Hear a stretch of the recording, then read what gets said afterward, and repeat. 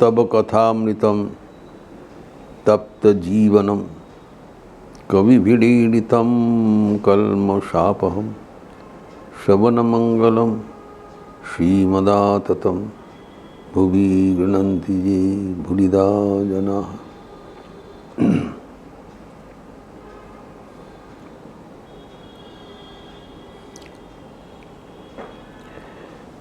कर्मों का कैसे ज्ञान में परिसमाप्ति होता है,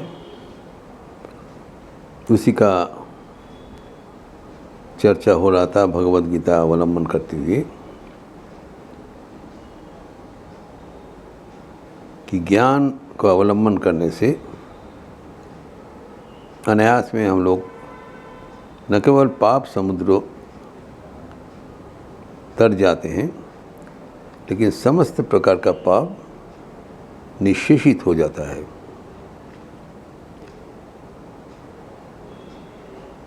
जो भगवद गीता के चतुर्थ अध्याय को अवलंबन करते हुए ये अग्नि का जो जहाँ उदाहरण दिया है 36वें श्लोक पे, जथी धांसी समिद्धोग्नि भस्मसात कुरुते अर्जुन ज्ञानाग्नि सर्वकर्माणि भस्मसात कुरुते, तथा प्रज्वलित आग जैसे उसमें दिया हुआ सर्व प्रकार के ईंधन काष्ठखंड को निःशेष करके भस्म कर देता है, वैसे ही ज्ञान रूप अग्नि हमारे सर्व कर्मों को विनष्ट कर देता है। तो जो संदेह हो रहा था कि हमारा प्रारब्ध का क्या होगा, ज्ञान आने से तो वो और मंद कर्म नहीं करेगा, लेकिन जो पीछे जो अतीत में जो किया हुआ कर्म है उसका क्या समाधान होगा। तो हम लोग देखें कर्म का 3 विभाजन है। एक जो हम कर्म कर रहे हैं उसको क्रियमान कर्म कहलाता है। ये कर्म का जो फल होगा वो भविष्य में फलदायक होगा, और जो अतीत में जो कर्म किया है उसका 2 विभाजन है, एक संचित कर्म, एक प्रारब्ध कर्म। तो हम लोग का ये प्रथम जन्म नहीं है, जन्म जन्मांतर का इतिहास सबके पीछे है। तो ये जो जन्म जन्मांतर का जो कर्म राशि है, सम टोटल अपवर्ड जो फ्रूट्स ऑफ वर्क, उसको हमें भुगतान करना पड़ेगा। जो संचित पुण्य राशि है उससे हमें सुफल मिलेगा, जो संचित पाप राशि है उसका हमें झेलना पड़ेगा। जब इस जन्म का शुरुआत हुआ तो सारे जो सम टोटल कर्म राशि की संस्कार से जो संस्कार जो फल अभी इस जन्म में भुगतान करना पड़ेगा उसको प्रारब्ध कहलाता है। That is for this birth only, और बाकी सब रह गया उसे संचित कर्म है। अनेक कर्म बाकी है। तो एक संचित कर्म जो हमारे आर्काइव फाइल में है, और प्रारब्ध कर्म जिसका शुरुआत हो गया, और क्रियमान कर्म जो अभी हम कर रहे हैं, जिसका फल आगे के लिए प्रारब्ध और संचित बनेगा। तभी जब ज्ञान हो जाता है, ज्ञान का मतलब क्या है कि हमारे जो 3 सत्ता है, गॉड, सोल एंड नेचर, परमात्मा, जीवात्मा और प्रकृति। तो अभी ईश्वर, जगत, संसार। ईश्वर हम जानते हैं परमात्मा है, वो सबके पहुँच के बाहर है, वो चेतन है, और प्रकृति जो जड़ है जिसके द्वारा ही सृष्टि हो रहा है। इसके बीच में पड़ गया हम स्वयं जीवात्मा, सोल। तो ये जो जीवात्मा, ये स्वरूपतः ईश्वर के अंश है, परमात्मा के अंश है।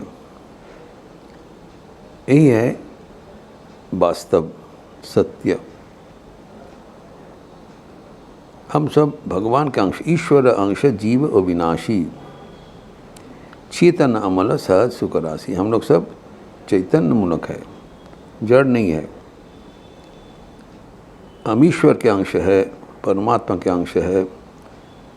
हम लोग चैतन्य स्वभाव हूँ एवं निष्पाप हूँ। इस ईश्वर का जो स्वभाव है वो हमारा स्वभाव है, सच्चिदानंद।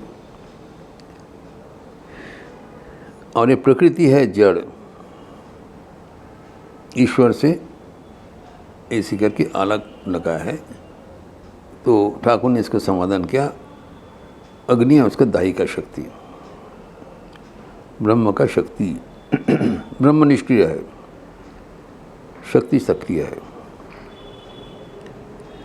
तो परमात्मा का जो स्वभाव है वो जीव का स्वभाव है, लेकिन गलती से जीव अपने को प्रकृति के साथ संपर्क जोड़ लिया।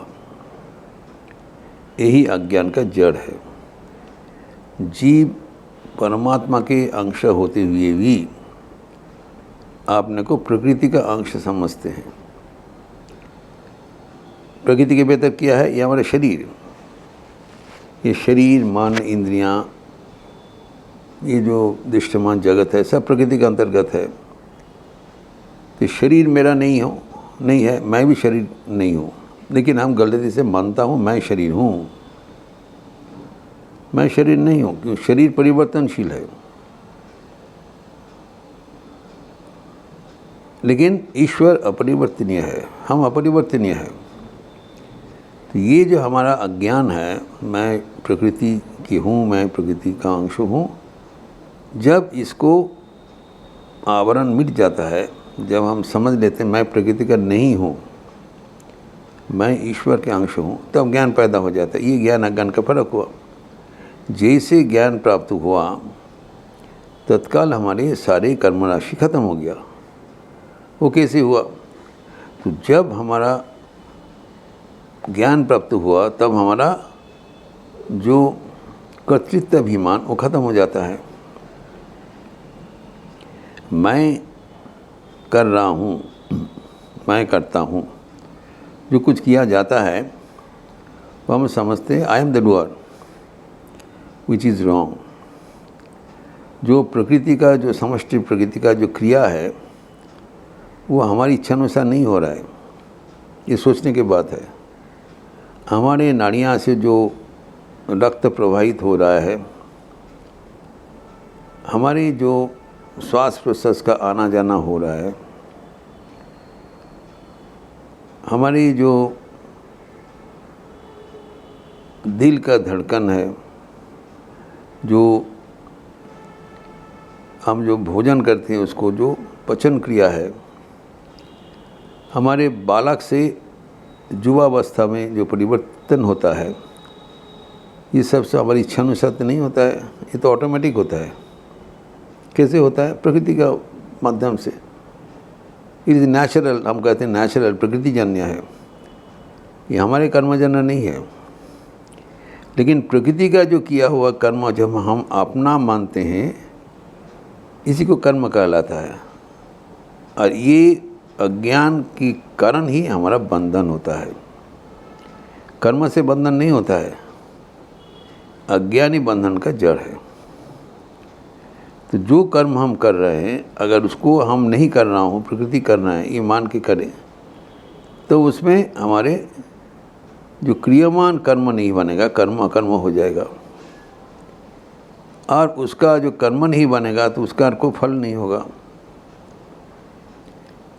अभी रहा जो प्रारब्ध कर्म, जो प्रारब्ध कर्म मतलब जिस कर्म का फल अभी शुरुआत हो गया। तो जब ज्ञान प्राप्त हो जाता है तब साधक समझ लेता है कि ये इसका फल उनके लिए नहीं है, ये प्रकृतिजन्य कर्म हुआ है और उसका ही परिणाम हो रहा है, उससे ये नहीं फंसता है।